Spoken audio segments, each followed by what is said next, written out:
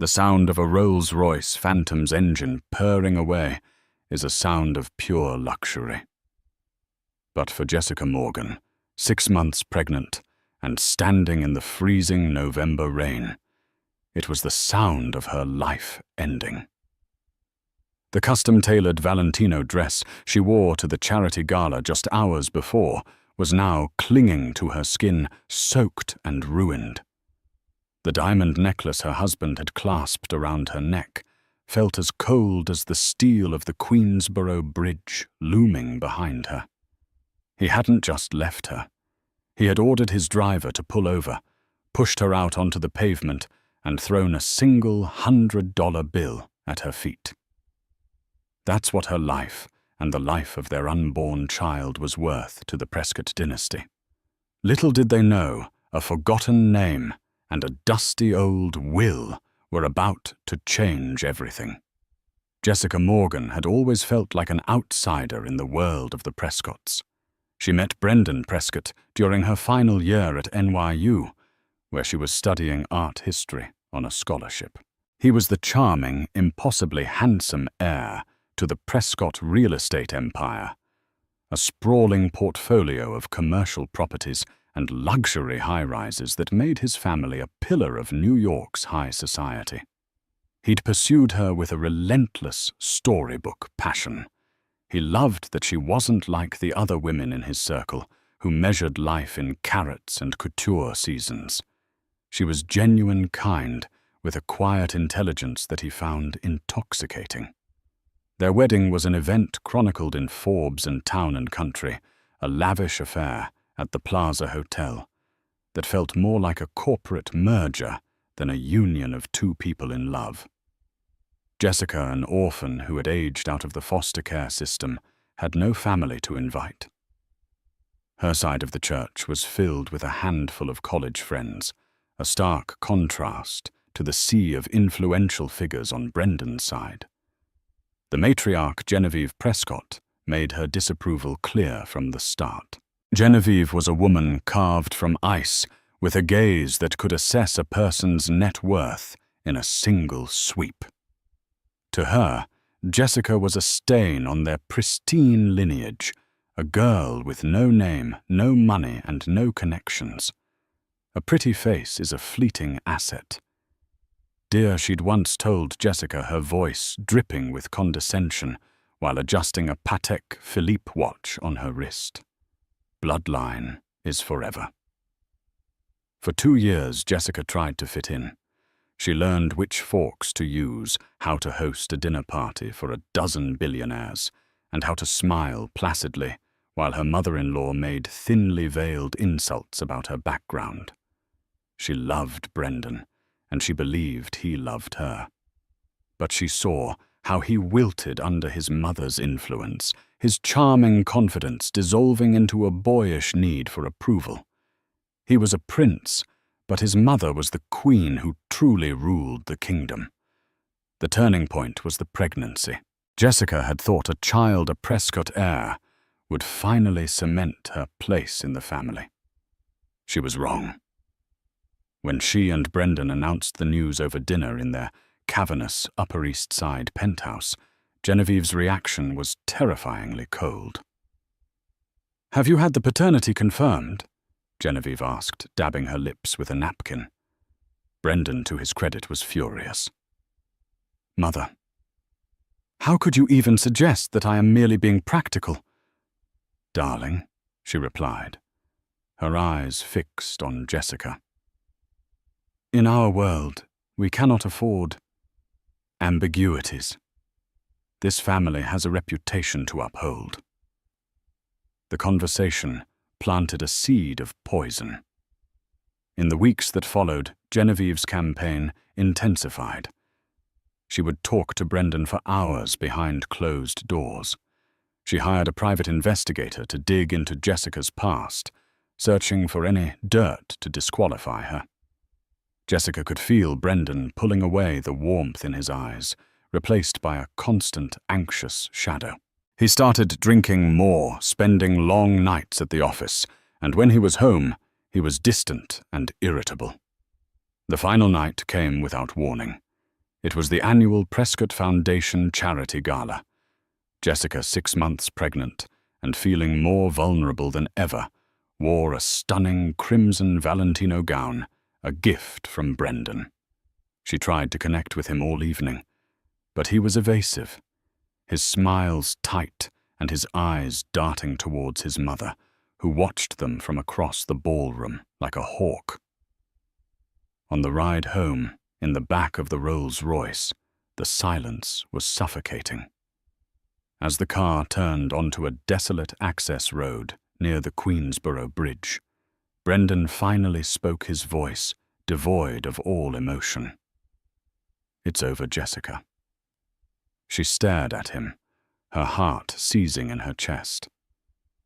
"What are you talking about, Brendan?" "My mother is right," he said, not looking at her. "This was a mistake. You don't fit. You never will." He gestured to the driver. "Pull over, Charles." The car glided to a halt. The rain was coming down in sheets. "Get out," Brendan said. Tears streamed down Jessica's face, mingling with the rain that was already seeping through the open door. "Brendan, please. I'm pregnant with your child. Our child. Where am I supposed to go?" He finally looked at her, and in his eyes she saw nothing but the cold reflection of his mother's ambition. He reached into his pocket, pulled out his money clip, and peeled off a single bill. $100 bill. "You're resourceful," he said, his voice flat. He threw the bill onto the seat beside her. "Figure it out." Before she could react, he shoved her gently but firmly out of the car. She stumbled onto the wet pavement, the cold seeping through the thin silk of her dress. The heavy door slammed shut with a deafening thud. Through the rain-streaked window, she saw him say one more word to the driver. Then the Rolls-Royce Phantom, the symbol of her gilded cage, accelerated smoothly into the night, leaving her alone, pregnant and abandoned, on the merciless streets of New York City. The $100 bill lay on the wet asphalt at her feet, a final cruel insult. The first few weeks were a blur of shock and survival. The $100 was gone in 2 days, spent on a cheap motel room in Queens, where Jessica cried until she had no tears left. Her life, her identity had been erased.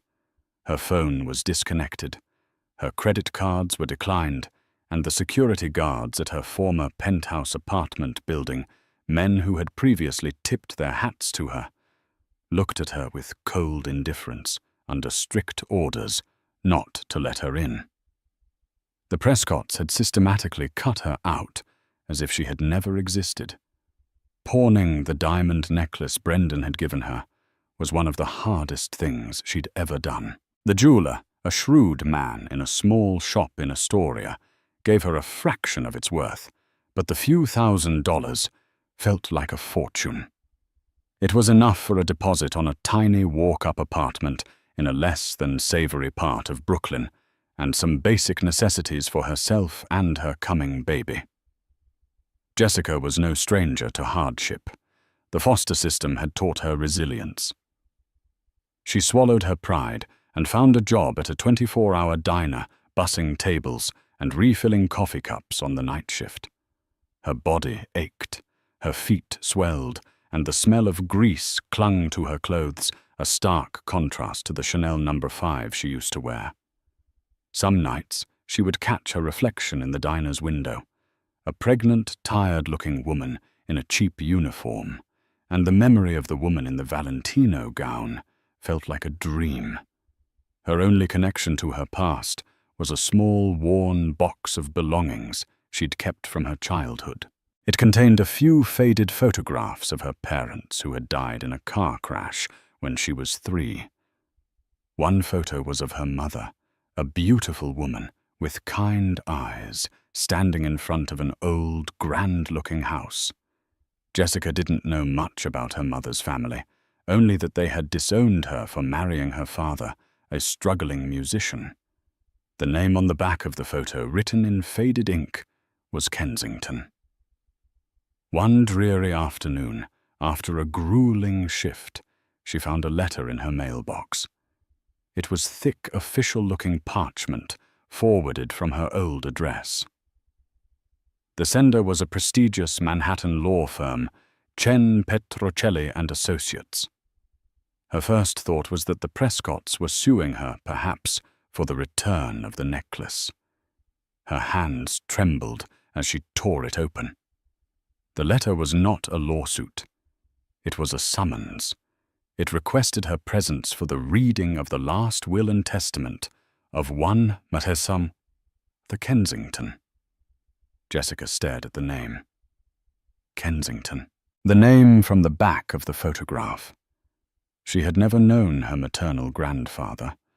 Her mother had spoken of him only once with a deep sadness, describing him as a powerful, unforgiving man who had shut her out of his life completely. Could it be the same person? It had to be a mistake. Or perhaps he'd left her a token amount, a final posthumous insult.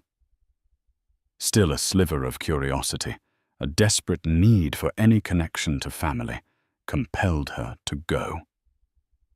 The law office was located in a skyscraper overlooking Central Park, a world away from her Brooklyn walk-up. The polished marble floors and silent, expensive-looking art made her feel acutely aware of her worn-out maternity dress and scuffed shoes. She was led into a large boardroom with a mahogany table so long it could have seated 30 people. At the head of the table sat a man who introduced himself as David Chen. He was younger than she expected, with a calm, reassuring demeanor. He didn't seem to notice or care about her appearance. "Miss Morgan, thank you for coming," he said, his voice gentle. "I was your grandfather's attorney and the executor of his estate." I never met him," Jessica stammered. "I don't understand why I'm here." David Chen slid a thick, leather-bound document across the table. Arthur Kensington was a very private man. He amassed a considerable fortune over his lifetime. He passed away 2 months ago. You, Jessica, as the only child of his late daughter Elizabeth, are his sole living descendant. Jessica's mind reeled. Sole descendant Chen continued. Your grandfather was a complex man. He and your mother had a falling out, one he regretted profoundly for the rest of his life. He spent years trying to find her, and when he finally did, he learned she had passed away. He then spent the last decade searching for you. He paused, letting the weight of his words sink in. He found you about a year ago. He followed your life from a distance, saw your marriage. He was reluctant to interfere, fearing another rejection. He was in the process of drafting a letter to you when he had his final heart attack. Tears welled in Jessica's eyes. A grandfather, a family she never knew she had who had been searching for her. The Prescotts, she whispered. Do they know? David Chen's expression hardened slightly. They were notified as a matter of legal courtesy given your marital status at the time of Mr. Kensington's death. They have not responded cordially. He opened the will. His voice was steady and clear as he read the legal jargon, but Jessica only heard the numbers, figures so astronomical they seemed unreal. Arthur Kensington had been the founder and sole owner of a global logistics and private equity firm, Kensington Holdings. He owned properties in London, Zurich, and Hong Kong. He had a portfolio of art and rare antiquities that would make a museum curator weep, and he had left it all to her. David Chen looked up from the document, his gaze meeting hers. To be precise, Ms. Morgan, your grandfather's estate, after all, assets are liquidated and taxes are paid, is valued at approximately $2.7 billion. Jessica sat in stunned silence. The room seemed to tilt. Billion. With a B. There is, however, one complication, Chen said carefully. A clause in the will. It's an old-fashioned stipulation, but legally sound. It states that the inheritance is to pass to his bloodline. As you are pregnant, the transfer of assets is conditional upon the birth of your child, who will legally secure the Kensington lineage. Before Jessica could process this, Chen's assistant entered the room, her face pale. "Mr. Chen," she said urgently, "Walter Finch from Sterling and Cromwell is on line 1. He says he represents the Prescott family. He's informing us they intend to formally contest the will." David Chen's calm demeanor didn't falter. He simply nodded. "Tell Mr. Finch I'll be with him in a moment." He turned back to Jessica, his eyes filled with a new resolve. "Miss Morgan," he said, his voice firm, "it appears your old life isn't quite finished with you. The Prescotts have just declared war. The news of the Kensington will hit the Prescott family like a seismic shock wave. Genevieve Prescott was in the middle of a board meeting for one of her charities when her personal assistant interrupted something that was strictly forbidden. The message was urgent. Brendan was on the phone, his voice shaking with a mixture of disbelief and panic. Genevieve listened in stony silence as Brendan relayed the news. A $2.7 billion inheritance. Her discarded daughter-in-law, the girl from the gutter, was now poised to become one of the wealthiest women in the country. The irony was so bitter it tasted like acid. She had thrown away a lottery ticket only to watch it become the winning number. Her mind, always sharp and strategic, immediately went into battle mode. This wasn't just about the money. It was about power, reputation, and control. The idea of Jessica Morgan, the girl she had personally cast out, wielding that kind of influence, was intolerable. The media would have a field day. The Prescotts would become a laughingstock. "Walter Finch," she said into the phone, her voice like ice. "Get him on the line, now!" Walter Finch was the apex predator of the New York legal world. A senior partner at Sterling and Cromwell, he was known for his scorched earth tactics and his utter lack of scruples. He didn't argue cases, he dismantled lives. Within the hour, he was in Genevieve's drawing room, a sleek shark in a $1,000 suit. "The situation is unique," Finch said, after reviewing the initial documents. "The will appears ironclad. The old man Kensington had his affairs in perfect order. Our primary angle of attack is the beneficiary herself." Jessica Genevieve spat the name. "She's a nobody. There must be something in her past." "We're already digging," Finch assured her. "But the most immediate point of leverage is the child. The will ties the inheritance to the continuation of the bloodline. Therefore, the paternity of that child is everything."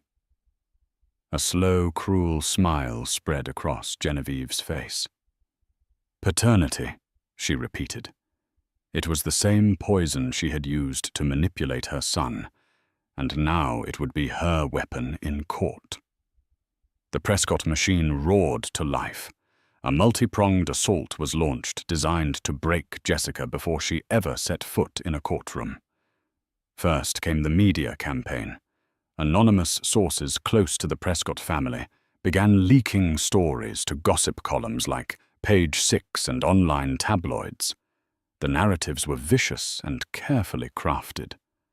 Jessica was painted as a cunning gold digger who had trapped the Prescott heir. They questioned her fidelity, hinting at affairs and a promiscuous past she didn't have. They used her foster care background against her, suggesting she was unstable and manipulative. Then came the financial pressure. Using their immense influence, the Prescotts made quiet calls.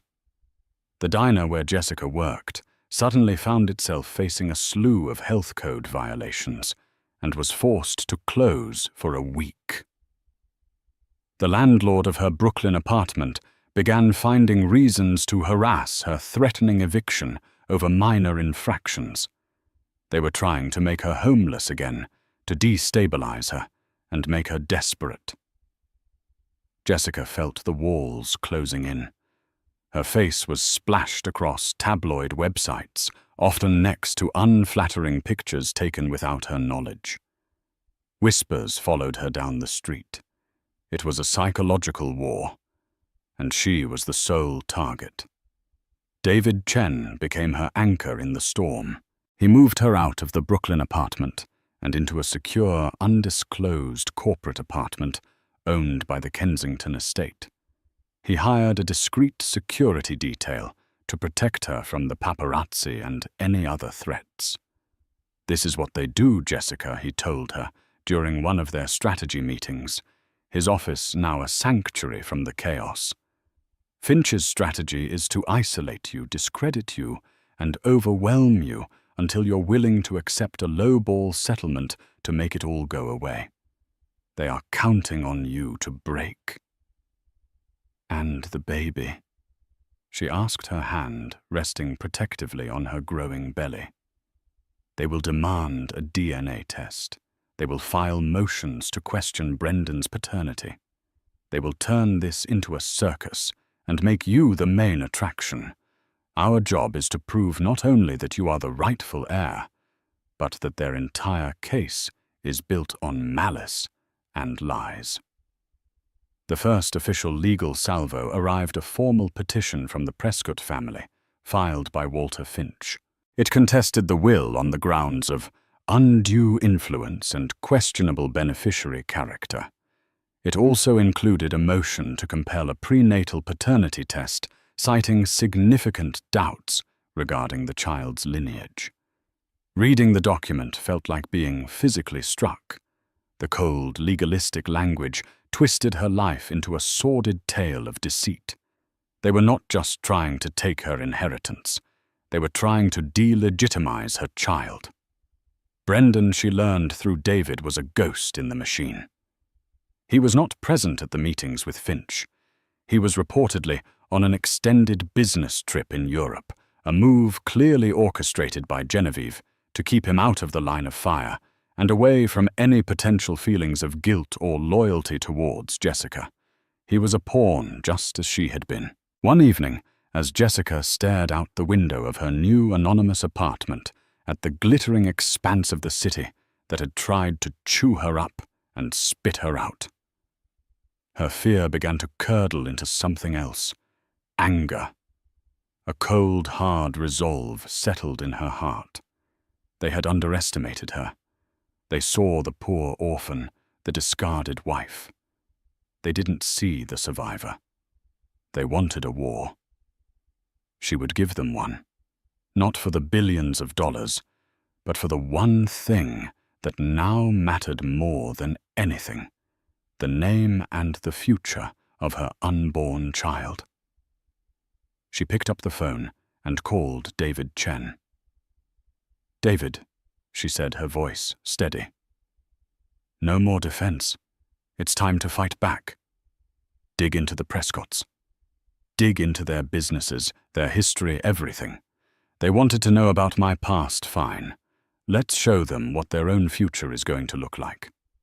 The Manhattan Supreme Court became the arena for a war waged not with weapons, but with motions, depositions, and character assassinations. The case of Prescott v. The estate of Arthur Kensington quickly became the most talked-about legal drama in New York, a battle of old money versus new, of legacy versus a ghost from the past. Walter Finch was as ruthless as his reputation suggested. In the preliminary hearings, he was a master of insinuation. He referred to Jessica not by name, but as the claimant.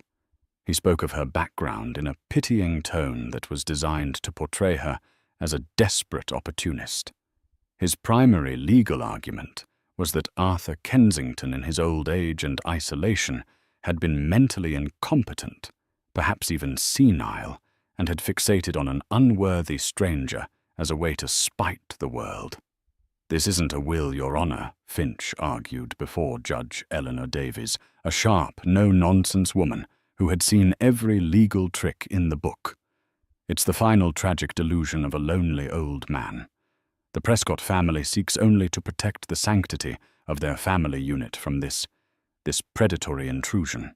David Chen was Finch's polar opposite. Where Finch was loud and theatrical, David was quiet, precise, and methodical. He presented a mountain of evidence testifying to Arthur Kensington's sharp mind. Right up to his death business deals, he'd closed complex market analyses, he'd written and sworn affidavits from his doctors and staff. "This is not a case about mental competence, Your Honor." David countered, his voice resonating with calm authority. "It is a case about a grandfather's right to leave his legacy to his only living blood relative. The only predatory intrusion here is the attempt by a third party with no legal standing whatsoever to steal an inheritance that does not belong to them." The deposition process was brutal. Jessica had to sit for hours in a sterile conference room while Walter Finch drilled into every aspect of her life. He asked invasive questions about her time in foster care, her college relationships, and her marriage to Brendan Trump. "Morgan, isn't it true that you were facing significant student loan debt before you met Brendan?" "Prescott," Finch would ask, leaning forward like a predator. "Yes, like most students," Jessica would reply, calmly coached by David to remain impassive. "A debt that magically disappeared after your marriage. It must have felt like winning the lottery," he'd sneer. The most grueling part was the questioning about her pregnancy. Finch demanded a prenatal paternity test. David argued vehemently against it, citing the medical risks and the pure harassment inherent in the demand. Judge Davies, however, was in a bind. While sympathetic, the core of the Prescott's challenge rested on paternity. Reluctantly, she ordered the test. It was a small victory for the Prescotts, and they made sure the media knew about it. But the battle took an unexpected turn with the arrival of a new player.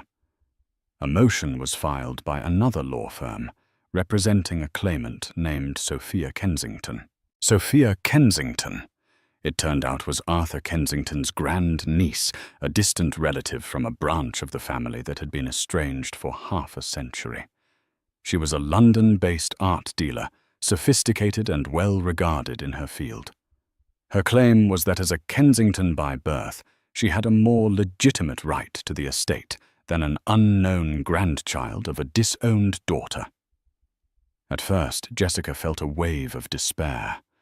Another enemy, another fight. Finch and the Prescotts were ecstatic seeing Sophia as the perfect tool to invalidate Jessica's claim entirely. They immediately reached out to her, offering to form a legal alliance. Jessica met Sophia for the first time during a court-mandated mediation session. Sophia was elegant and composed, with sharp, intelligent eyes that seemed to see right through people. She was not the arrogant aristocrat Jessica had expected. There was a watchfulness about her, a hint of skepticism. During a break, Sophia approached Jessica in the hallway. "You don't look like the monster they're making you out to be." "Sophia," said her British accent, crisp and clear. "And you don't look like someone who would ally herself with the likes of Genevieve Prescott." Jessica replied, her hand on her belly. A flicker of something annoyance, perhaps, crossed Sophia's face.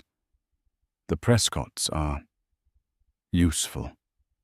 My lawyers believe our combined claims strengthen our position against you. My grandfather wanted his legacy to go to his direct bloodline, to his daughter's child, not to a distant cousin he hadn't spoken to in 50 years.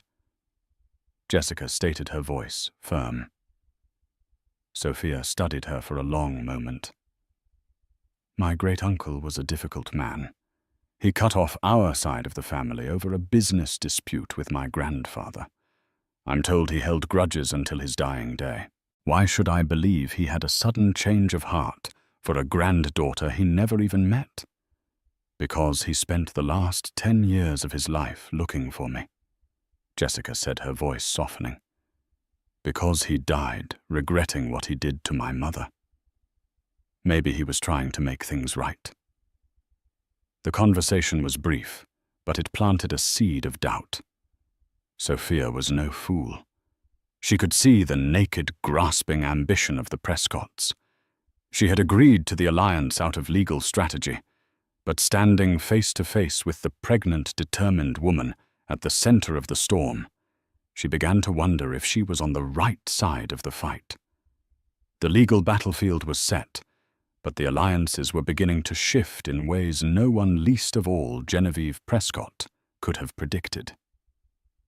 While Walter Finch focused on public humiliation, David Chen's team was engaged in a quieter, more devastating form of warfare discovery. They subpoenaed decades of Prescott family business records, personal emails, and financial statements. It was a fishing expedition, but David was betting that a family as obsessed with image as the Prescotts would have skeletons hidden behind layers of legal and financial complexity. The first breakthrough came from an old file buried in Arthur Kensington's personal records. It detailed a series of real estate deals from the early 1990s between Kensington Holdings and Prescott Properties, then run by Brendan's father, Robert Prescott. The documents revealed that Robert Prescott had engaged in what amounted to corporate espionage, stealing a proprietary development model from Kensington and using it to undercut him on a massive downtown development project. The betrayal had not only cost Arthur millions, but had also been the final nail in the coffin of their friendship. It was the source of the deep-seated animosity, the grudge that Genevieve had inherited and nurtured for 30 years. This isn't just about Jessica's background, David explained, laying out the documents in front of her. This is a generational vendetta. Genevieve doesn't just disapprove of you. She hates what you represent. You are Arthur Kensington's legacy, and she wants to destroy it just like her husband tried to. While David's team dug into the Prescotts, Jessica delved into her own family's past. David had given her access to a storage unit containing Arthur Kensington's personal effects. Among the dusty boxes of books and records, she found a collection of leather-bound journals. For nights on end, Jessica sat and read her grandfather's words. The journals revealed a man far different from the unforgiving tyrant her mother had described. He wrote of his deep love for his daughter Elizabeth, and his heartbreak when she fell in love with Jessica's father, a man he saw as unstable and incapable of supporting her. His decision to cut her off was, in his own tormented words, a desperate, foolish attempt to protect her, to force her to return to a life of security. It was a mistake that had cost him everything.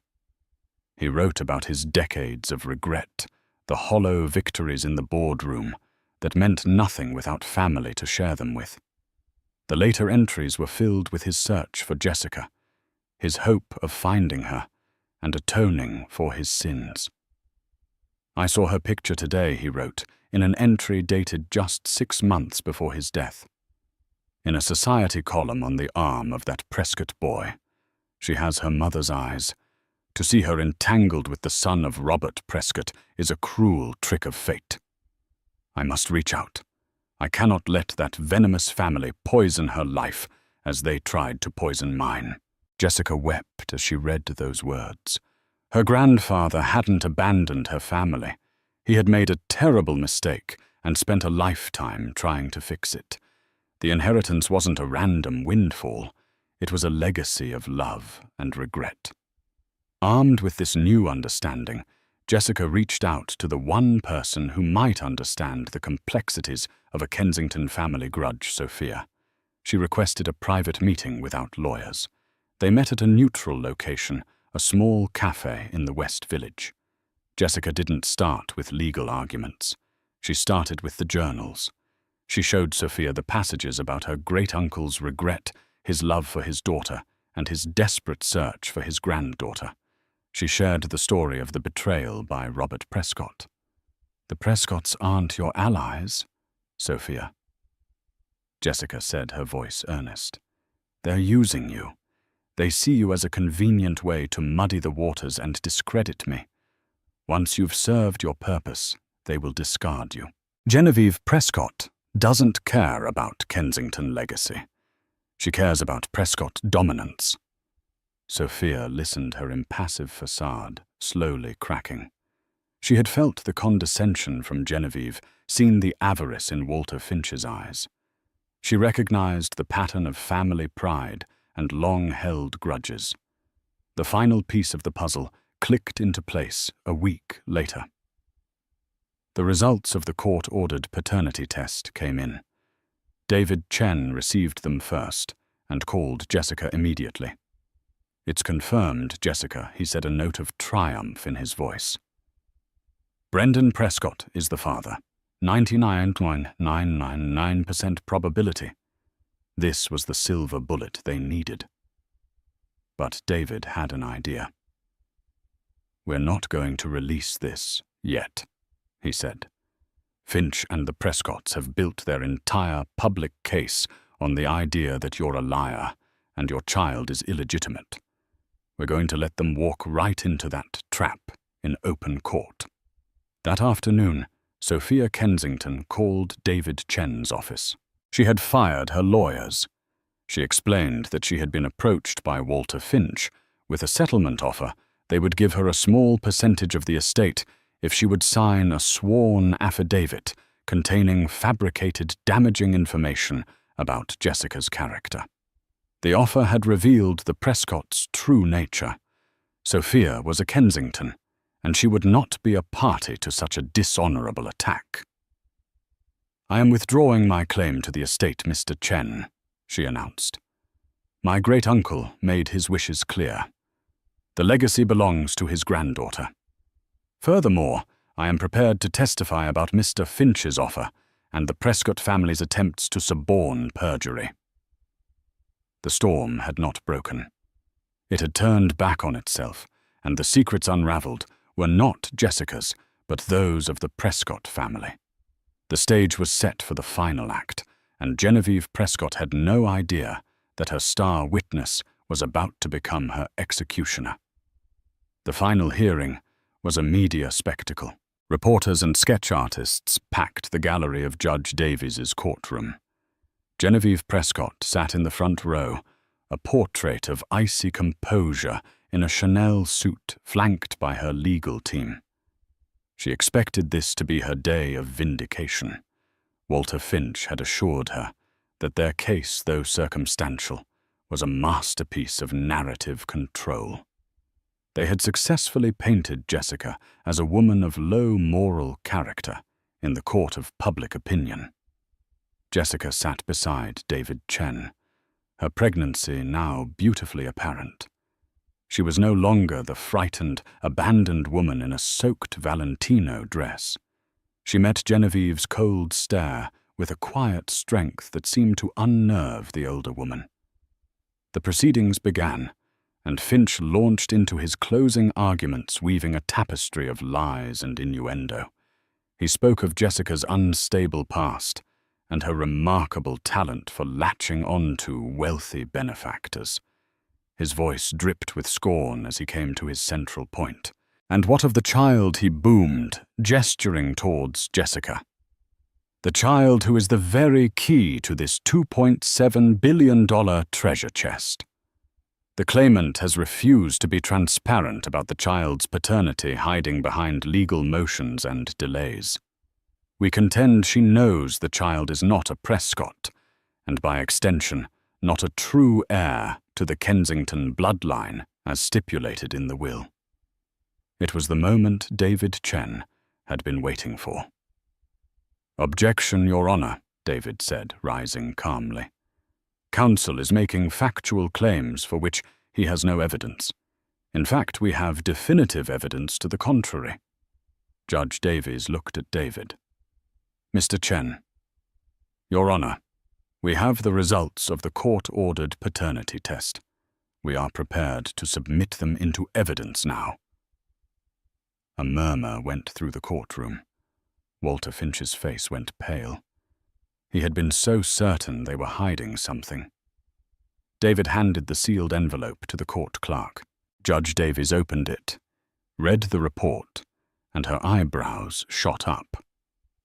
According to this certified report, the judge announced, her voice ringing with authority, the probability of Brendan Prescott being the biological father is 99.999%.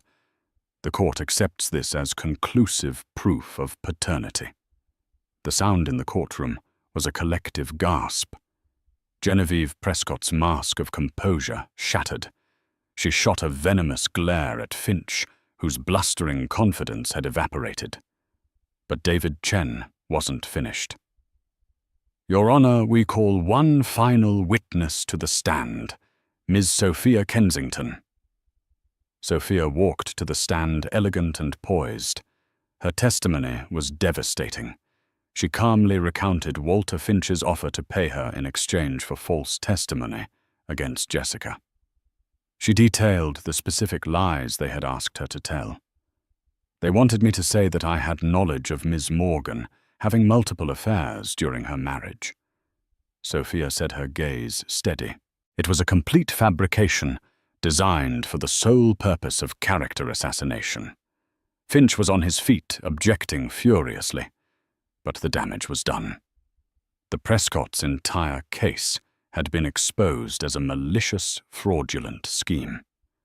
The final and most dramatic moment came when David Chen called his last witness, Brendan Prescott. Genevieve had fought to keep him away, but David had secured a subpoena.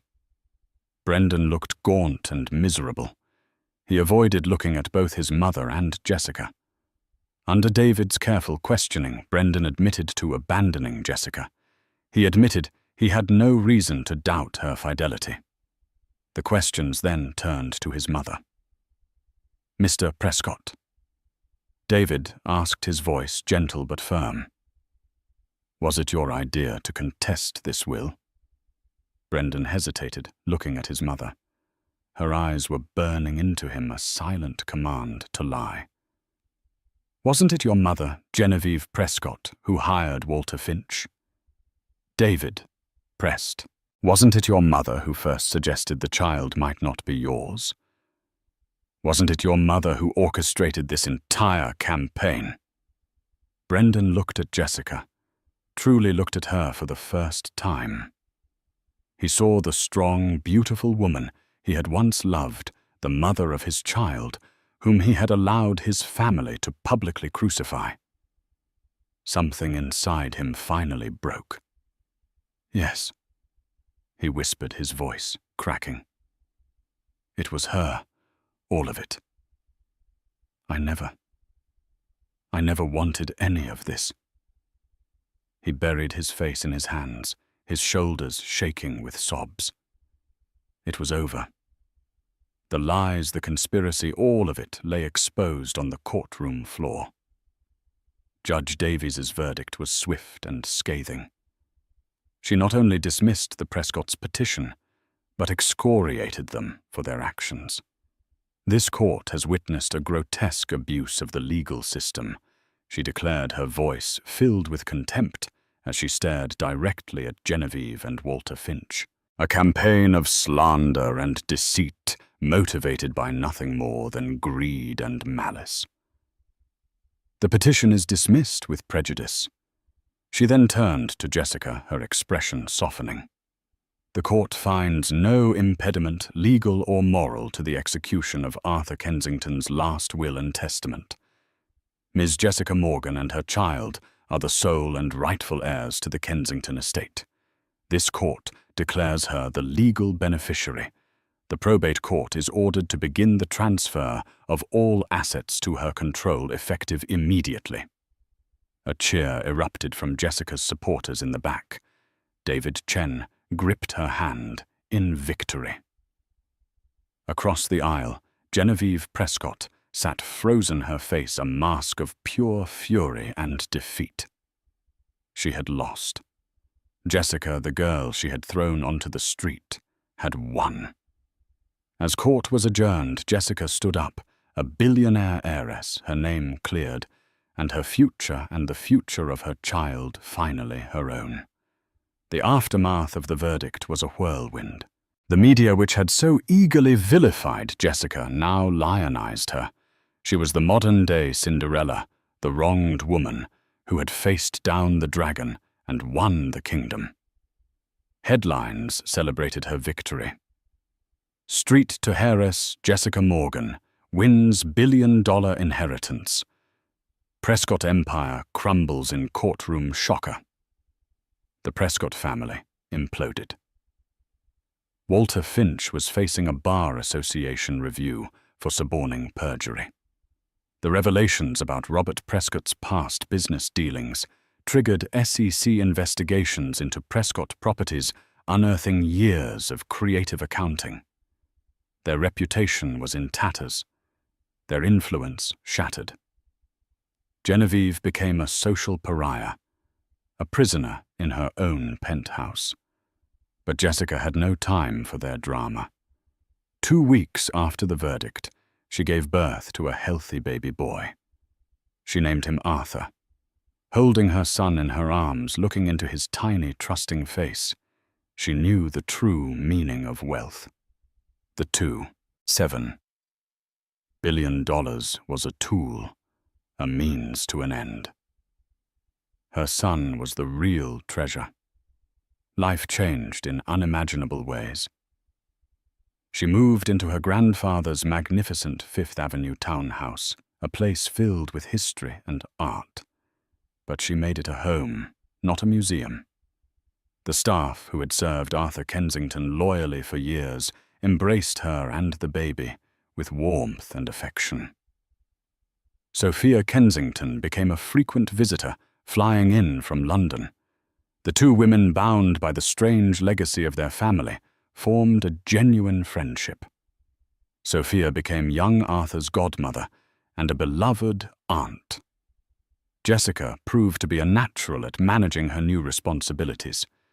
Guided by David Chen, who was now not just her lawyer, but a trusted friend and advisor, she took control of Kensington Holdings. She didn't just sit on the board, she led it. She steered the company towards ethical investments and philanthropic ventures, proving she had inherited her grandfather's business acumen, along with his fortune. Her first major act as CEO was the establishment of the Elizabeth Foundation, named after her mother. It was a multi-million-dollar charity dedicated to providing housing, legal aid, and job training for single mothers and children aging out of the foster care system. She remembered the terror of being alone and pregnant on the street, the hopelessness of the women she met in the shelter. She would use her vast resources to ensure others had the safety net she never did. One day, about a year later, she received a letter from Brendan. It was a short, rambling note, filled with apologies and self-pity.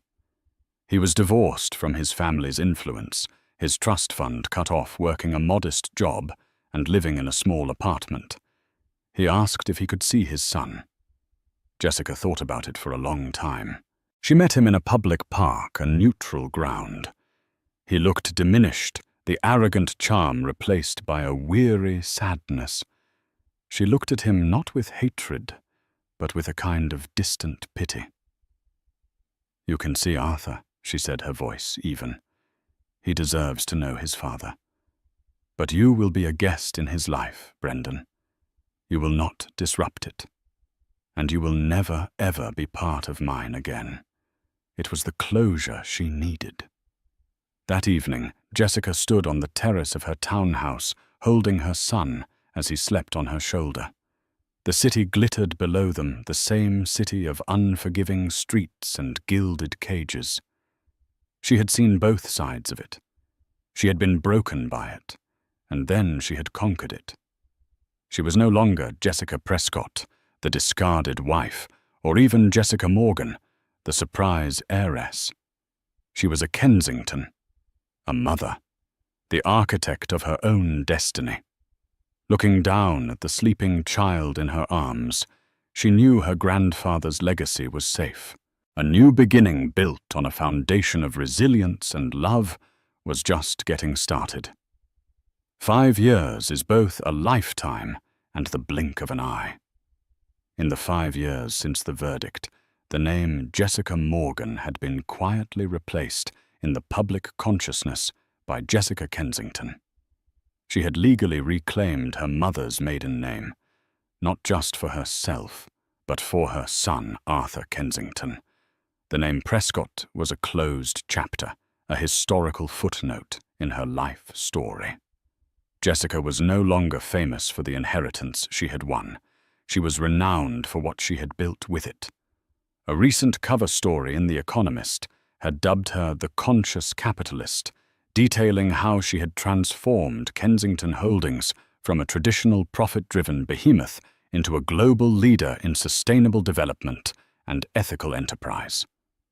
But her true passion, the beating heart of her new life, was the Elizabeth Foundation. Today was the grand opening of the Foundation's flagship facility in the Bronx, a sprawling, state-of-the-art campus named Haven House. It wasn't merely a shelter. It was a comprehensive support center offering long-term housing, early childhood education, legal services and job placement programs for mothers in crisis. Jessica stood on a small stage in the sunlit central courtyard, looking out at the crowd. It was an eclectic mix of city officials, donors, and most importantly, the families who would call this place a temporary home. Holding her hand was 5-year-old Arthur, a bright, curious boy, with his mother's kind eyes and a shock of dark hair. They say legacy is what you leave behind. Jessica said, her voice clear and steady, amplified by a modest speaker system. But I believe legacy is what you build right now. It is the foundation of hope you lay for those who will come after. Haven House is not my legacy or my mother's. It belongs to every woman who walks through these doors, and to every child who will get the safe start in life that they deserve. After the speech, she walked through the facility holding her son's hand. He looked up at the colorful murals in the children's wing, his face full of wonder. "Mommy, can I play with the big blocks?" he asked, pointing to a brightly lit playroom where several children were already laughing and building towers. "Of course, sweetie," she said, kneeling down to his level. "Remember what we talked about? These are our friends, and it's important to share and be kind." He nodded seriously and ran off to join them. David Chen, his hair now flecked with grey, but his smile as warm as ever, came to her side. He was the chairman of the Foundation's board. "He's a good kid, Jessica," David said. "He's what this is all for," she replied, watching her son carefully help a smaller girl place a block on a wobbly tower. "Any word?" David asked quietly, his tone shifting slightly. Jessica knew who he meant. Brendan. The court had granted him supervised visitation once a month. The meetings were awkward, sterile affairs held in a private family center. Brendan would bring expensive, inappropriate toys, trying to buy the affection he didn't know how to earn. Arthur was polite but distant, treating the visits like a strange chore. His lawyer sent a request to increase the visits, Jessica said with a sigh. "I'll let the parenting coordinator handle it." It's sad, David. He sees Arthur, he sees all this, and all he can talk about is how much his mother blames him for losing everything. The Prescott name was now synonymous with disgrace. Genevieve lived as a recluse in the cavernous penthouse, having sold off most of the company's assets to settle lawsuits and government fines. Her social circle had vanished. Her power was gone. For a woman like Genevieve, such profound irrelevance was a fate worse than any prison. Later that afternoon, as the opening event wound down, Sophia Kensington arrived flying in straight from a business trip in Paris. She swept Arthur into a huge hug, showering him with affection. "He gets more handsome every time I see him," she declared, handing him a small, beautifully wrapped gift. As the three of them, Jessica, David, and Sophia, watched Arthur play, Jessica felt a deep sense of peace. They were a family, not one bound by blood in the traditional sense, but one forged in a crucible of loyalty, respect, and shared purpose. They were the true legacy of Arthur Kensington, her grandfather. As the sun began to set, casting a golden glow over the courtyard, Jessica looked at the main entrance of Haven House. Above the glass doors, a simple quote from one of her grandfather's journals was etched into the stone. "True wealth is not what you keep, but what you give away." She thought of that night in the rain, cold, pregnant, and utterly alone, with nothing but a ruined dress and a $100 bill. She had been left on the street deemed worthless. Now, from that very spot of absolute desolation, she had built a sanctuary.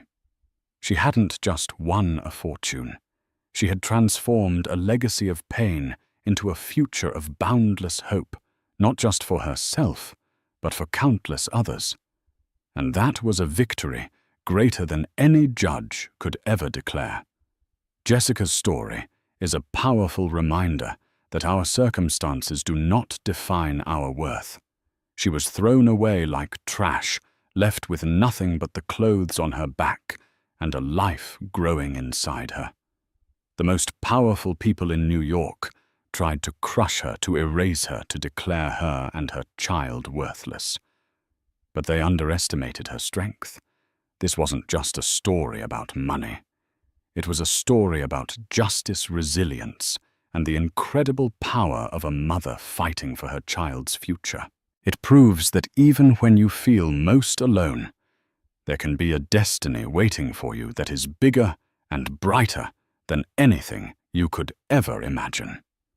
If her incredible journey from the cold streets to the boardroom moved you, please show your support. Hit that like button. Share this video with someone who needs to hear a story of hope, and most importantly, subscribe to our channel for more true life dramas that will inspire and amaze you. Click the notification bell so you never miss an update. Thank you for listening. The crystal champagne flute trembled in Evelyn's hand, the soft golden light of the chandelier fracturing through the glass like a shattered star. From the outside, it was a perfect picture, the 5th anniversary gala of the city's golden couple, Evelyn and Johnny Hayes. She wore a bespoke navy blue gown that elegantly framed the gentle swell of her first pregnancy, a miracle she'd prayed for. But beneath the silken smiles, a cold dread was coiling in her stomach. Her husband's eyes, which once held the universe for her, now kept glancing toward a woman in crimson, a woman who wasn't on the guest list and who was smiling like she already owned the room. Evelyn knew with a certainty that stole her breath that her perfect life was about to implode. Evelyn Hayes believed in fairy tales because for 5 years she had been living in one. She had met Johnny at a charity auction, a whirlwind romance that felt scripted by fate. He was an ambitious tech entrepreneur, sharp, handsome, and charismatic. She was the quiet heiress raised by her uncle after a tragic accident claimed her parents when she was a child.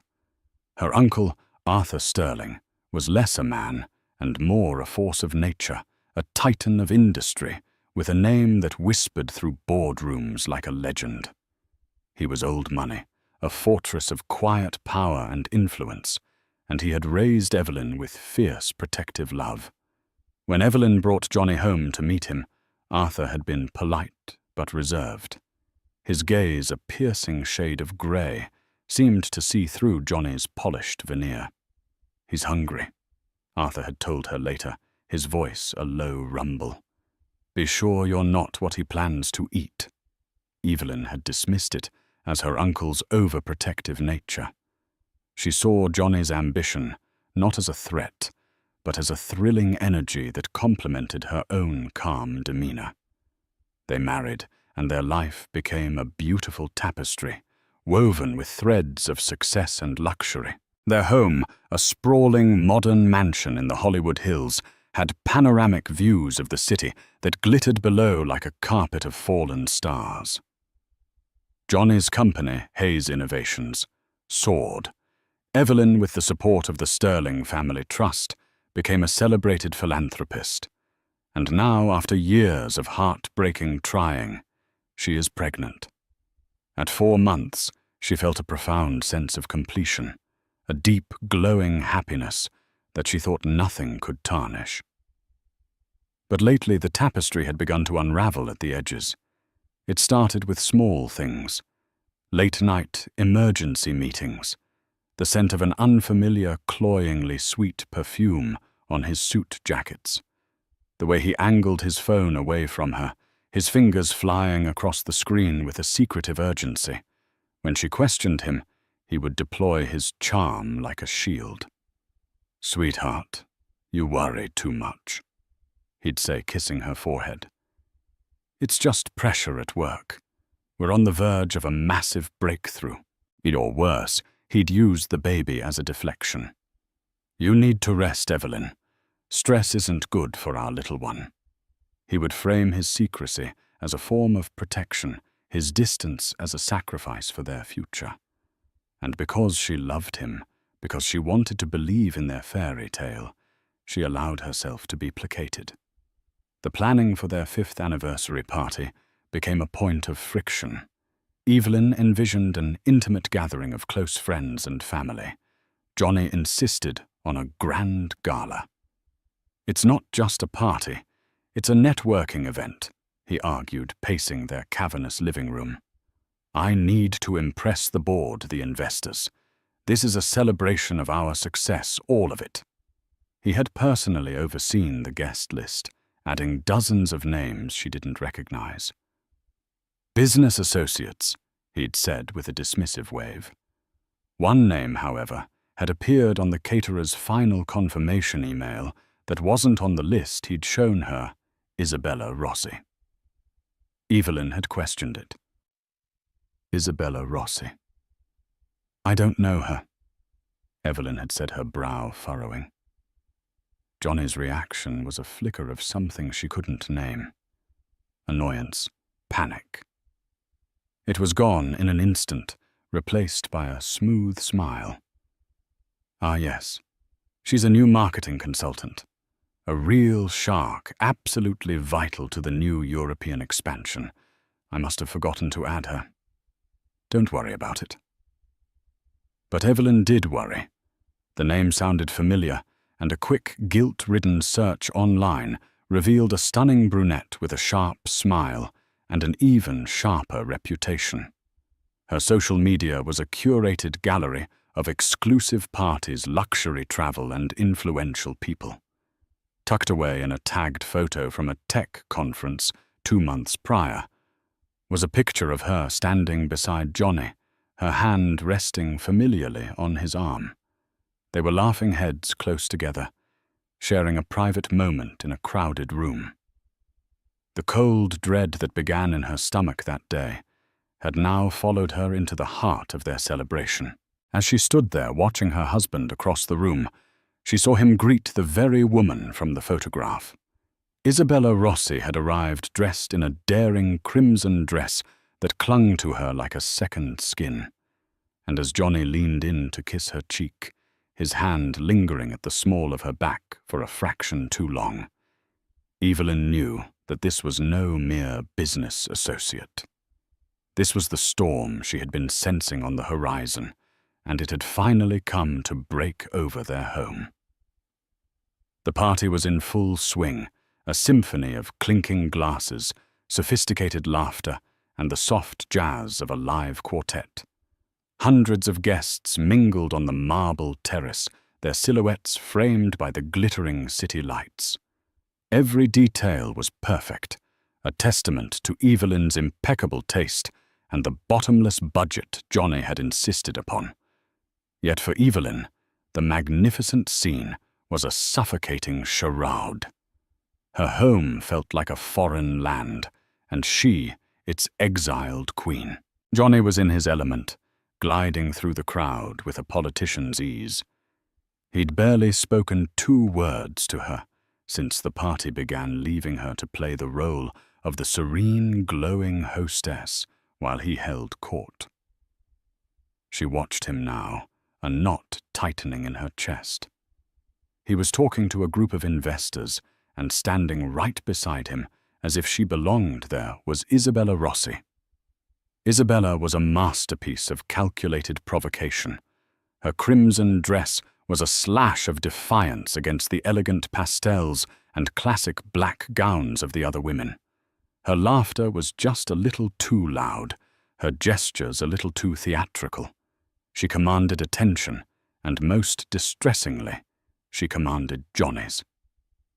As Evelyn watched, Isabella placed a hand on Johnny's forearm, her long red lacquered nails a stark contrast to his white tuxedo shirt.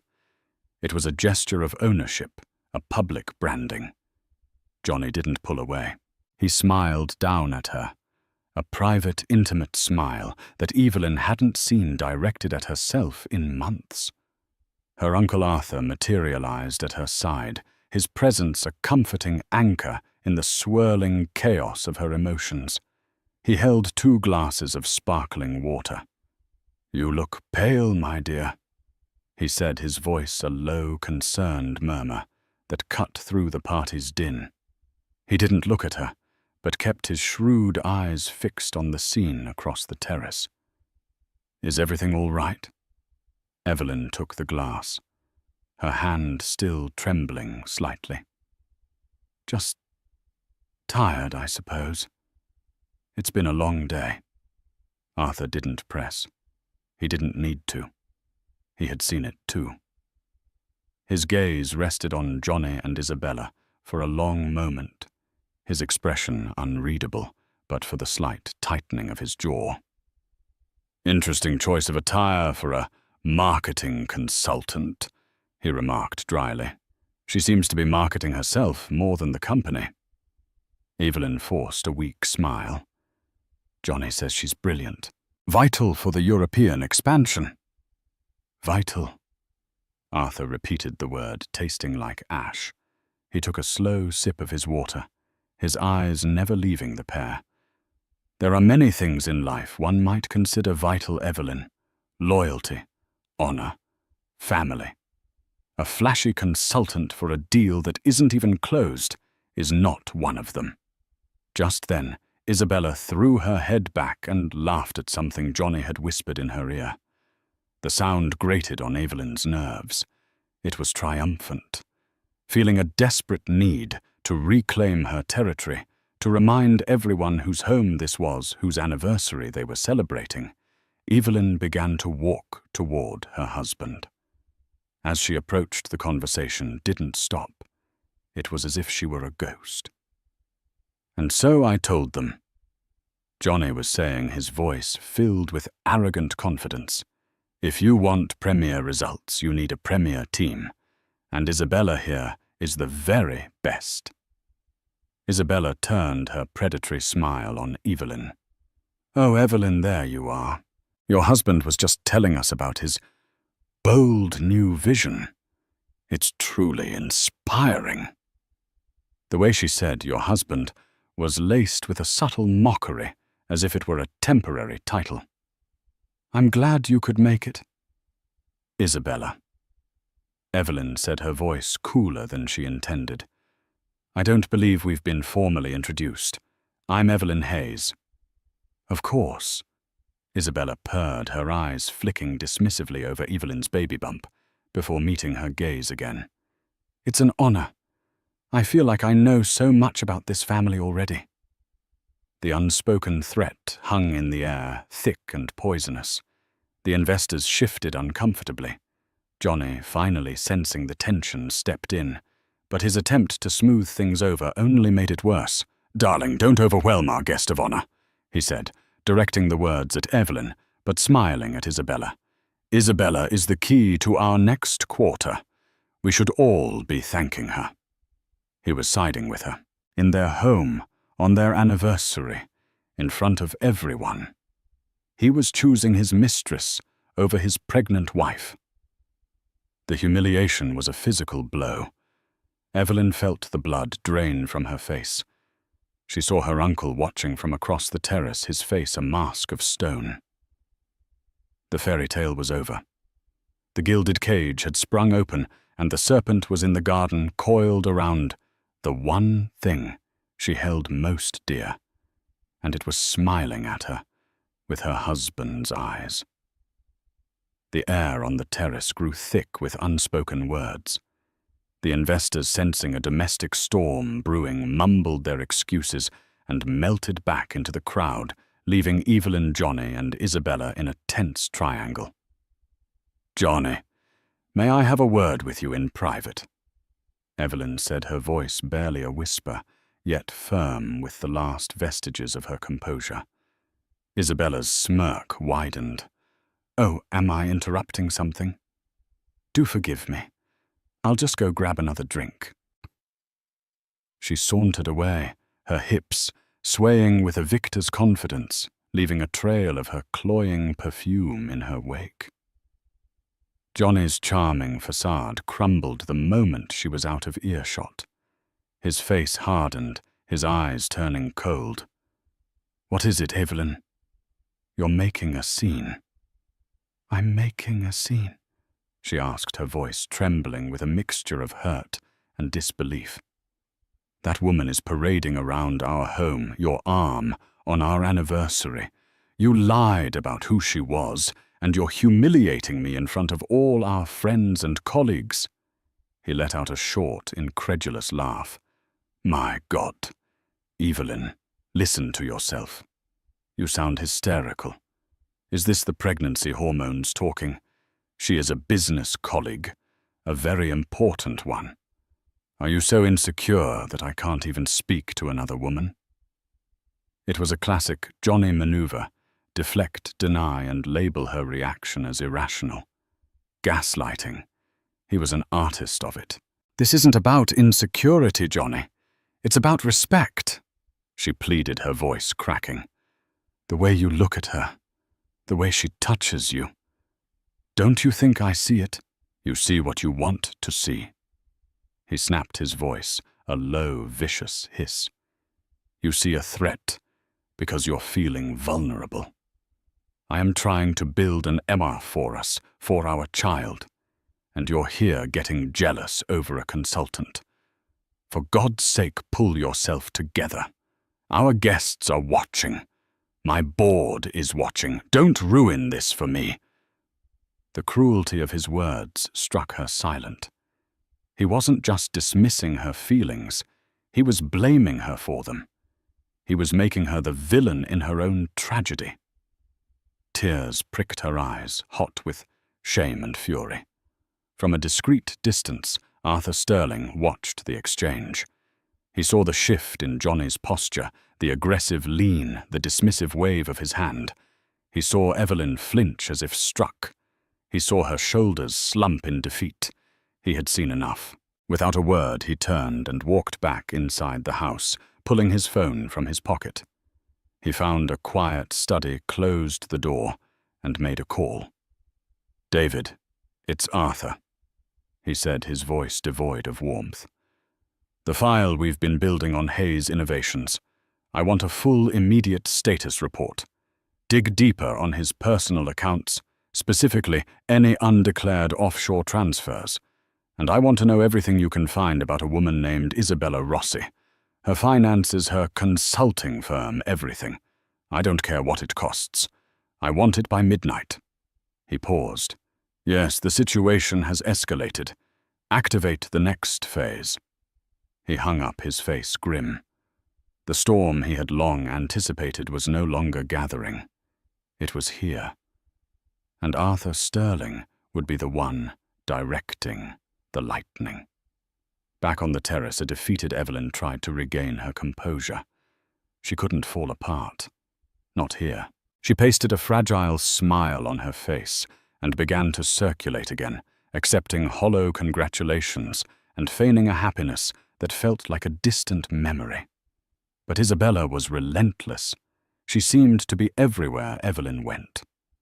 As Evelyn was speaking to an old family friend, Isabella appeared with 2 glasses of champagne. "Oh, Evelyn, you're not drinking, are you?" she said, her voice dripping with faux concern. She handed the second glass to Evelyn's friend. "One must be so careful during pregnancy. It changes a woman's body in the most permanent ways, doesn't it?" Later, as Evelyn stood admiring the cake, a 5-tiered masterpiece, Isabella stumbled nearby, sloshing a bit of her red wine dangerously close to Evelyn's navy blue gown. "Oops, so clumsy of me," she said with a bright, insincere smile. "This floor is so slippery." Each incident was a small, calculated cut designed to unnerve and isolate her. It was psychological warfare, and Evelyn was the target. She felt like an animal being toyed with her own home, transformed into a predator's hunting ground. Her husband, her supposed partner and protector, was not only allowing it to happen, he was an active participant. His silence and dismissals a clear endorsement of the cruelty. The foundation of her world was cracking beneath her feet, and she had a terrifying feeling that the worst was yet to come. The designated hour for the anniversary speech arrived. The quartet softened its music to a low hum, and a hush fell over the crowd as Johnny stepped up to a small, elegantly lit podium near the edge of the terrace. He tapped the microphone, the sound echoing slightly in the sudden silence. Evelyn stood a few feet away, her heart a leaden weight in her chest. She had once loved hearing Johnny speak. He had a natural charisma, a way of weaving words that made people feel inspired, included. Tonight, she only felt a deep, sickening sense of dread. He began conventionally, his voice smooth and polished. "Friends, family, esteemed colleagues, thank you all for being here tonight to celebrate 5 years. 5 years of partnership, of growth, of building something truly special." He smiled a practiced public smile that didn't reach his eyes. "When I started Hayes Innovations, it was just an idea, a dream. Today it's a leader in its field. And that is thanks to the incredible team we've built and the unwavering support of everyone in this room." He paused and turned his head slightly toward Evelyn. The crowd's gaze followed. "And of course I have to thank my beautiful wife, Evelyn." The words were right, but the delivery was flat perfunctory. "Her grace and support have been a foundation, and as we prepare to welcome our first child, we look forward to a new chapter."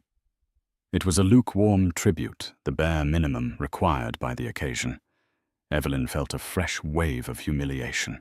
He was speaking about her as if she were a part of the corporate structure, a decorative foundation rather than the love of his life. But then Johnny's tone shifted. A new energy entered his voice, a genuine passion that had been absent moments before. He turned his body slightly, his gaze drifting over Evelyn's shoulder and locking onto Isabella, who stood near the front of the crowd, watching him with an adoring, triumphant expression.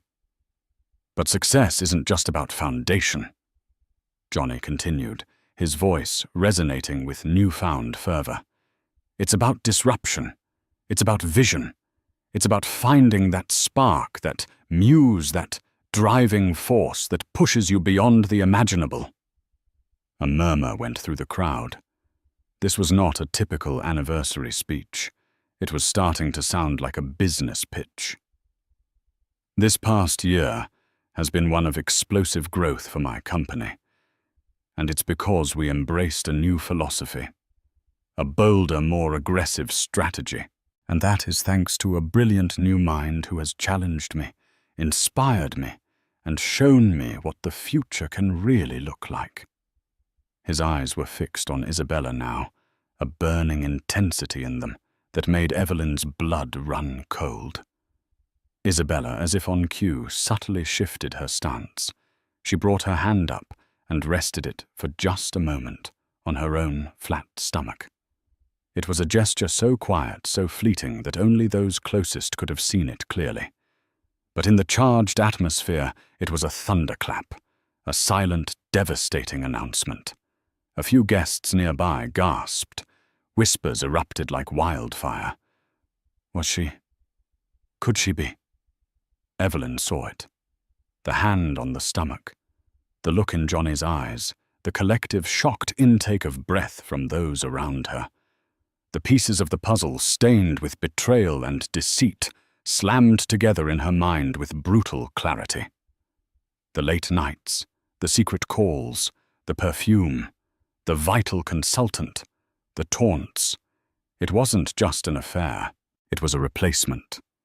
Johnny, either oblivious or indifferent to the shock rippling through his audience, delivered his final devastating blow. "So tonight," he declared, raising his glass, his eyes still locked with Isabella's, "we toast not just to the past 5 years, but to the future. A future of bold new ventures, of fearless new partnerships, and of a brand new chapter for myself and for Hayes Innovations." He didn't say the word divorce. He didn't have to. He had just announced it to the world, to her friends, to her family, on the night of their 5th wedding anniversary, with his pregnant wife standing beside him.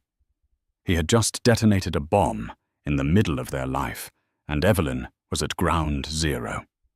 The room began to spin, the glittering lights of the city blurring into streaks of cruel, mocking fire. The world fell away. The polite applause that followed Johnny's speech sounded distant and distorted, as if coming from underwater. All Evelyn could hear was the frantic, panicked drumming of her own heart. Her mind reeled, trying to process the sheer, stunning audacity of the betrayal. He had just erased her. In front of everyone they knew he had publicly declared his allegiance to another woman and their shared future. She looked at him, her eyes wide, with a pain so profound it felt physical. "Johnny," she whispered the name, a fragile, broken thing on her lips. It was a plea for him to say it wasn't true, to say this was all some monstrous misunderstanding. He finally turned to look at her, but there was no remorse in his eyes, only a cold, impatient finality. The mask was off. The charming, loving husband she thought she knew was gone, replaced by this cruel, ambitious stranger. Tears hot and unstoppable began to stream down Evelyn's face, carving silent paths through her makeup. A sob caught in her throat, a raw, strangled sound of utter heartbreak. She felt the weight of hundreds of pairs of eyes on her, some pitiful, some scandalized, some morbidly curious. The humiliation was a physical cloak, heavy and suffocating. And then she heard it. It wasn't a loud noise. In the stunned silence that had followed the speech, it was sharp and clear as a shard of glass. It was the sound of laughter. Isabella Rossi, standing just a few feet away, was smiling, a smug, contemptuous, victorious smile. She brought a hand up to her mouth to cover a small, delicate laugh. Her eyes, filled with undisguised malice, were locked on Evelyn's tear-streaked face. "Oh dear," Isabella said, her voice a syrupy poison that cut through the silence. "Are the hormones getting to you? You really shouldn't stress yourself out like this." She paused, letting the cruelty land her gaze, dropping pointedly to Evelyn's pregnant belly. "It's bad for, well, you know." The sheer calculated cruelty of it was breathtaking. To be mocked in her deepest moment of pain, to have her pregnancy, her miracle, used as a weapon against her by the woman who had destroyed her life. It was too much. Evelyn's legs felt weak. A wave of dizziness washed over her. She doubled over slightly, one hand flying to her stomach, to shield her unborn child, as if she could protect them from the poison in the air. The sob she had been holding back finally broke free, a wrenching, desperate sound of a soul shattering. The guests stood frozen, a gallery of shocked statues. Johnny did nothing. He just stood there, watching his wife break his expression, one of weary annoyance, as if her pain were a mere inconvenience. This was the moment, the absolute rock bottom. The wife's tears, the mistress's laugh, the husband's indifference, a tableau of perfect public devastation. But they had all forgotten one person. They had forgotten the silent, watchful fortress in the corner. The man who had been observing every whispered insult, every dismissive gesture, every single crack that had appeared in his niece's life. Arthur Sterling began to move. He set his untouched glass of water down on a nearby table with a soft, deliberate click that sounded like the cocking of a gun. He moved not with the hurriedness of anger, but with the slow, inexorable certainty of an avalanche. The crowd parted for him instinctively, a silent sea of tuxedos and gowns. As he stepped forward, the atmosphere in the room shifted instantly. The whispers died. The pitying looks vanished, replaced by awe and a palpable sense of fear. The Titan had awoken, and his cold grey eyes were fixed on Johnny Hayes. When Arthur Sterling entered the space between Evelyn and Johnny, the air itself seemed to grow heavy. He was not a physically imposing man in the traditional sense, but he radiated an authority so absolute it was a physical presence. The room, which had been buzzing with shocked whispers, fell into a profound, chilling silence. Every eye was on him. He didn't look at his weeping niece. Not yet. His entire focus, a force of concentrated icy rage, was leveled at Johnny. He didn't raise his voice. He didn't need to. His words, delivered in a low, precise tone, cut through the silence like a surgeon's scalpel. Johnny, he began, the name sounding like a judgment. You have just made the single most expensive mistake of your life. Johnny, who had been looking annoyed, now looked startled. He opened his mouth to speak, to perhaps offer another one of his smooth deflections, but Arthur held up a single hand, and the word died in Johnny's throat. Arthur then slowly turned his head, his gaze falling upon Isabella Rossi. Her triumphant smirk faltered, replaced by a flicker of uncertainty. She was used to intimidating people, not being intimidated. And you, Miss Rossi? Arthur said, his voice dripping with contempt. Laughter is a luxury, one I'm about to ensure you can no longer afford. Isabella bristled. I don't know who you think you are. I am Arthur Sterling. He interrupted, the name landing with the force of a gavel. A fresh wave of shocked recognition rippled through the guests who hadn't made the connection. Isabella's face went from pale to ashen. She knew the name. Everyone knew the name. Arthur turned his piercing gaze back to Johnny. You see, for the past 6 months, I have had a team of forensic accountants and private investigators looking into you, your company, and your associates. I had hoped my concerns were merely the product of an old man's paranoia. You have just proven otherwise. He took a step closer, and Johnny involuntarily took a step back. Let's start with your company, Hayes Innovations. Arthur continued, his voice as cold and clear as ice. A remarkable success story. Except you conveniently forget to mention the source of your seed funding. The $50 million interest-free loan granted to you 5 years ago from the Sterling Family Trust as a wedding gift to my niece. I am the executor of that trust, and per the morality clause you so arrogantly ignored, I am calling that loan. It is due in full, with penalties by 9 a.m. tomorrow morning. Johnny's jaw dropped. You can't do that.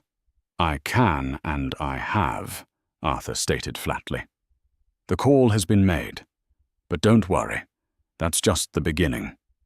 The 3 largest contracts your company secured this year, the ones that tripled your valuation, with Omnicorp Sterling Global and Apex Holdings, all subsidiaries of my parent company. As of 10 minutes ago, those contracts were terminated. The reason cited will be breach of fiduciary and moral duty. Your stock will be worthless by noon tomorrow. Johnny was visibly shaking now, his face a mask of dawning horror. He looked around wildly, as if seeking an escape, but he was trapped by the silent, staring crowd. This house, Arthur went on, gesturing to the magnificent mansion around them. You love to call it yours, but it was purchased by a trust I established for Evelyn long before she met you. Your name is on the welcome mat, Johnny not the deed. A formal notice of eviction will be delivered in the morning. You have 24 hours to remove your personal effects. I suggest you pack light. Finally, Arthur's gaze, now filled with utter loathing, settled on Isabella. Miss Rosie, my investigators found your consulting firm to be a fascinating enterprise. A shell corporation registered in the Cayman Islands with no other clients. Its sole source of income for the past year has been a series of large undeclared investments from another shell corporation, one which my team traced back to a secret offshore account for Hayes Innovations, an account you and Johnny have been using to siphon funds. Isabella's bravado shattered completely. She looked terrified. I imagine the Internal Revenue Service will be deeply interested in your undeclared income. Arthur said, his voice a silken threat. And the Securities and Exchange Commission will be fascinated to learn about a corporate officer embezzling company funds to finance his mistress. A comprehensive file detailing every transaction has already been forwarded to the appropriate federal agencies by my legal team. They are very thorough. He let the full weight of his words settle in the tomb-like silence. In the space of 2 minutes, Arthur Sterling had not just threatened Johnny and Isabella. He had dismantled them. He had surgically, ruthlessly, and publicly annihilated their careers, their finances, and their futures. He then turned his back on them, as if they no longer existed. He walked to Evelyn, his expression softening from granite to profound tenderness. He gently took her arm, shielding her with his body from the prying eyes of the guests. Come, my dear, he whispered, his voice full of a love and sorrow that was heartbreaking to witness. Let's go home. He guided her through the stunned, silent crowd, leaving Johnny and Isabella standing alone in the ruins of the life they had tried to build on the foundations of lies and betrayal. The sterling silence was finally broken by the sound of Evelyn's quiet weeping as her uncle led her away from the wreckage and toward safety. The aftermath of the party was not a slow burn. It was a swift and brutal detonation. Arthur Sterling's promises were not threats. They were statements of fact. By 9:05 a.m. the next day, the Sterling Family Trust had formally recalled the $50 million loan, triggering a cascade of financial ruin for Johnny Hayes. By noon, news of the 3 terminated contracts was public, and Hayes Innovations' stock plummeted into oblivion. The company he had built on Evelyn's family money and her uncle's connections dissolved into ash in a matter of hours. The eviction notice was served. Photographers from gossip columns tipped off by an anonymous source, captured the humiliating image of Johnny Hayes carrying a single cardboard box out of the mansion he had so proudly shown off. He tried to call Evelyn, but the number was disconnected. He tried to call his lawyers, only to find they were preemptively engaged by Sterling's legal team in a dozen different motions against him. He was a pariah. Isabella Rossi fared no better. Her assets were frozen pending the federal investigation. The scandal was explosive, painting her as a conniving home wrecker and a corporate fraud. The high society circles that had once welcomed her now slammed their doors in her face. She vanished from the public eye, her name becoming a cautionary tale whispered at cocktail parties. For Evelyn, the days that followed were a blur of grief. She moved into a quiet wing of her uncle's vast, stately manor, a place where she had spent much of her childhood. The opulent prison of her marriage was replaced by a genuine sanctuary. Here, surrounded by familiar art and the scent of old books and lemon polish, she finally allowed herself to break. She wept for the man she thought she had married, for the future she had dreamed of, and for the profound gaping wound of his betrayal. Arthur gave her space, but he was a constant, steady presence. He didn't offer platitudes or say, "I told you so." He simply sat with her in the library, ensuring her meals were brought and managed the legal maelstrom with quiet, lethal efficiency. He was her shield, allowing her the time and safety she needed to mourn. Slowly, as the weeks turned into months, the fog of sorrow began to lift. The focus shifted from what she had lost to what she was about to gain. Her pregnancy became her anchor. She felt the baby kick for the first time while reading in the manor's sun-drenched conservatory, and a genuine, unforced smile touched her lips. This child, this tiny, innocent life, was hers alone. It was a future Johnny could not taint. She began to rebuild. She channeled her energy into designing the baby's nursery, filling it with light and warmth. She re-engaged with her philanthropic work this time, with a new sense of purpose, focusing on charities that supported single mothers and children in crisis. She found strength not in bitterness or a desire for revenge. Her uncle had already delivered a justice more complete than she could have imagined, but in creation. She was creating a new life for herself and for her child. 5 months after that terrible night, Evelyn gave birth to a healthy baby girl. She held the tiny, perfect infant in her arms, looking down at her daughter's face, and felt a love so fierce and pure it eclipsed all the pain that had come before. She named her Hope. One sunny afternoon, Evelyn was rocking Hope in the nursery when her uncle came in. He stood in the doorway for a moment, watching them, a rare, soft smile on his face. "She looks like your mother," he said quietly. Evelyn looked up at him, her eyes shining with tears, but this time they were tears of gratitude. "Thank you, Uncle Arthur, for everything. You saved me." He walked over and placed a hand on her shoulder. "You saved yourself, Evelyn. You are stronger than you ever knew. I just cleared the path." He looked down at the sleeping baby in her arms. "The divorce is finalized," he said gently. "Johnny signed everything. The trusts are secure. Your future and hers is protected. He will never be able to touch it." Evelyn nodded, holding her daughter closer.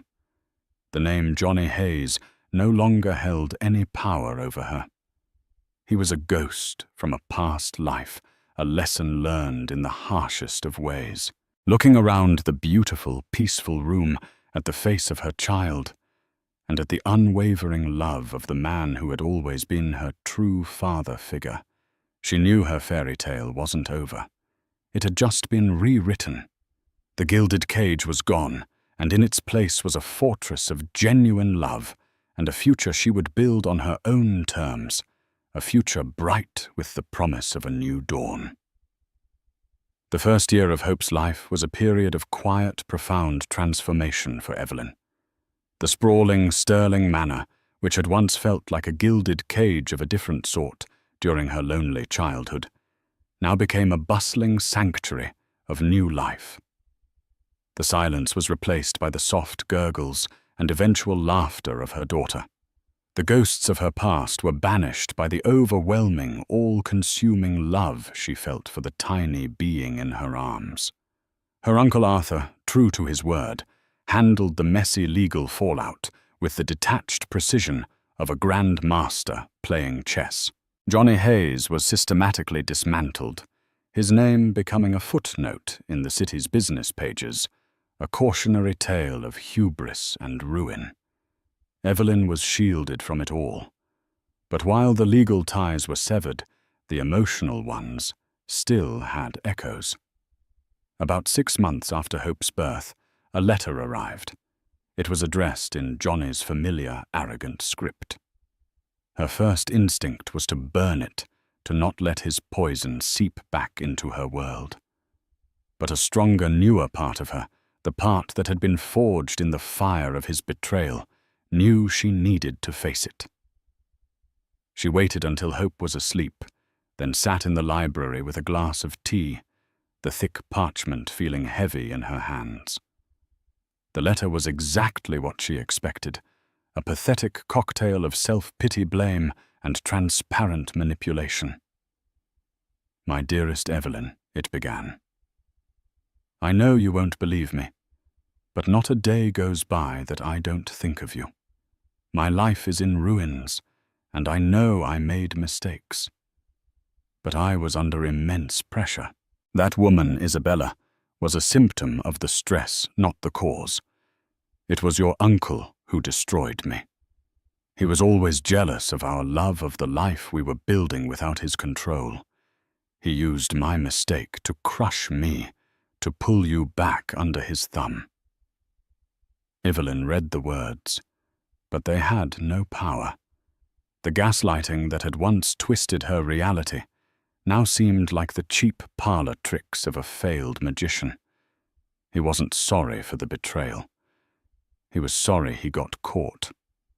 He wasn't sorry for her pain. He was angry about his own consequences. "I hear you have a daughter now." The letter continued.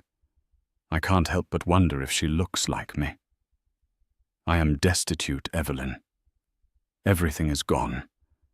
If you ever truly loved me, you'll help me. A small loan, just to get back on my feet, for the sake of the life we once had." She finished reading and felt nothing. The searing pain he had once caused had cooled into a scar, a reminder of a wound healed. There was no anger, no lingering love, not even hatred. There was only a profound and weary pity for the small, hollow man he had revealed himself to be. She calmly walked to the grand fireplace, lit a match, and dropped the letter into the flames. As she watched his words turn to black ash and float away up the chimney, she felt the last chain to her old life break. She was finally completely free. News of Isabella Rossi trickled in through gossip columns, which Arthur's staff sometimes left out. After the federal investigation and the public disgrace, she had lost everything. The last mention of her was a grainy photo of a woman who vaguely resembled the vibrant siren in the crimson dress now, with dull hair and tired eyes, working behind the counter of a down-market coffee shop in a different state. Her laughter was gone, her luxury extinguished. Justice, Evelyn learned, was not always a thunderclap. Sometimes it was just the slow, quiet fizzle of a life burning out from its own toxicity. With the echoes of her past silenced, Evelyn turned her full attention to the future. It was no longer enough to be a quiet philanthropist who simply wrote checks. She wanted to build something.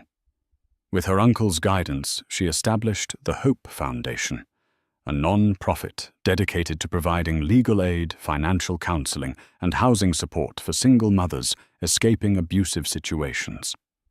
Arthur was more than a guide. He became her mentor. He walked her through the intricacies of the Sterling Empire, not just the finances, but the philosophy behind it. He taught her to read a balance sheet, to command a boardroom, and to wield power with both integrity and strategic force. "Your heart is your greatest asset, Evelyn," he told her one evening, as they looked over blueprints for the first Hope Foundation shelter. "But a good heart must be protected by a sharp mind. I didn't save you from Johnny just to see you remain a passenger in your own life. It's time for you to learn how to drive." And so she did. She devoured books on finance and law. She sat in on Sterling board meetings, initially as a silent observer, and then as an active participant, her questions growing more insightful and her voice more confident. She was no longer just the sheltered heiress. She was a woman of substance, a mother with a mission, and the emerging matriarch of a legacy she was now ready to claim as her own. Another decade spun by weaving threads of silver into Evelyn's dark hair and etching lines of wisdom around her eyes. Hope, once a laughing child chasing butterflies, was now a poised and intelligent 17-year-old with her mother's grace and her great-uncle's sharp, observant eyes. Evelyn was no longer just the head of her foundation. She was the acting CEO of Sterling Industries. Arthur, now in his late 80s, had stepped back, his body frail, but his mind as keen as ever. He had passed the torch, and Evelyn carried it with a strength that made him prouder than he could ever express. The Sterling Manor remained their sanctuary, a timeless constant in a changing world. It was a crisp autumn afternoon, the gardens painted in hues of gold and rust. Evelyn was helping Arthur with his correspondence in the library when Hope came in, a tablet in her hand and a furrow in her brow. "Mum," she said, her voice hesitant. "Can I ask you something?" Evelyn looked up from the quarterly reports. "Of course, sweetheart. What is it?" Hope swiped the screen, showing an old article from a business journal. The headline was sensational: "Tech Titan's Empire Crumbles Amidst Scandal." Below it was a picture of a much younger Evelyn, looking pale and distraught on the arm of her uncle, and another smaller photo of a handsome, dark-haired man, Johnny Hayes.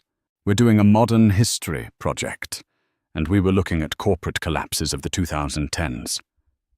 Hope explained, her gaze steady. "Hayes Innovations came up. The articles are vague. They mention fraud, a consultant named Isabella Rossi, and a very public divorce." She finally looked directly at Evelyn, her expression not one of accusation, but of genuine, searching curiosity. "Mum, who was Johnny Hayes to you?" A younger Evelyn would have flinched. The memory, though distant, still held a faint echo of pain. But she was no longer that woman. She looked at her daughter, a young woman on the cusp of her own life, and knew that the truth told in her own words was the only answer. She smiled gently and patted the leather armchair beside her. "Sit down, Hope." Arthur remained silent, watching the exchange with a quiet intensity. Evelyn took a deep breath. "Johnny Hayes," she began, her voice calm and measured, "was my first husband. He was your biological father.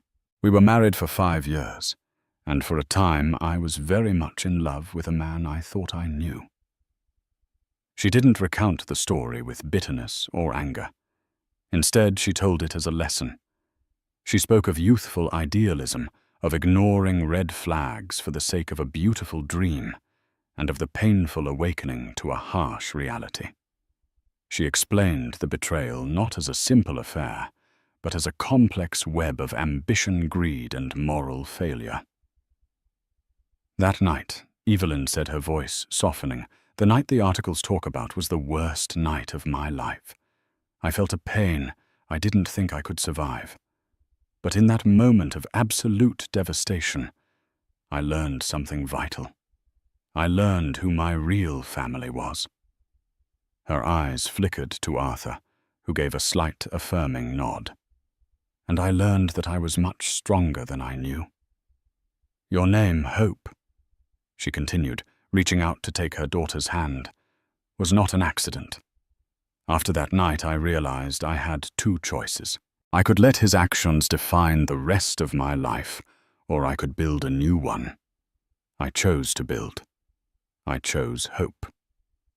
The Hope Foundation was born from that pain, to help other women find the strength to build their own new lives. In a way, your father's greatest betrayal led to my greatest purpose. Hope listened, her expression unreadable. When Evelyn finished, the room was quiet but for the ticking of the grandfather clock. Finally, Hope spoke, her voice thick with emotion. So when I look at the name on our foundation, I'm not just looking at my name. I'm looking at your story. It's our story, Evelyn corrected gently. It's the story of how our family, this family, she squeezed Hope's hand and looked at Arthur, turns pain into power and ashes into a legacy. A single tear rolled down Hope's cheek, but she was smiling. It wasn't a tear of sadness for a father she never knew, but a tear of profound understanding and immense pride for the incredible woman who was her mother. Arthur Sterling looked at his niece now, a matriarch in her own right, and his great-niece, a brilliant young woman armed with the truth. He saw the strength, the honesty, and the love that bound them. The Sterling legacy was not just in the corporate towers or the stock portfolios. It was here, in this room. It was in the unbreakable bond of 3 generations who had faced the storm and built a dynasty of hope on the other side. The circle was complete. That night, Evelyn learned the most painful and powerful lesson of her life. The people who are meant to be in your life will never make you feel small and true. Family is not always defined by blood, but by who stands up to shield you when the world tries to tear you down. Her story isn't just about betrayal. It's a testament to the incredible strength that can be found in our deepest moments of pain. It's about rising from the ashes, not with vengeance, but with grace, and rebuilding a life that is truly your own. If you believe in the power of resilience and the sweet, satisfying taste of justice, then please show your support. Hit that like button, share this story with someone who might need to hear it, and make sure to subscribe to our channel for more real-life stories that will move and inspire you. Thank you for your listening.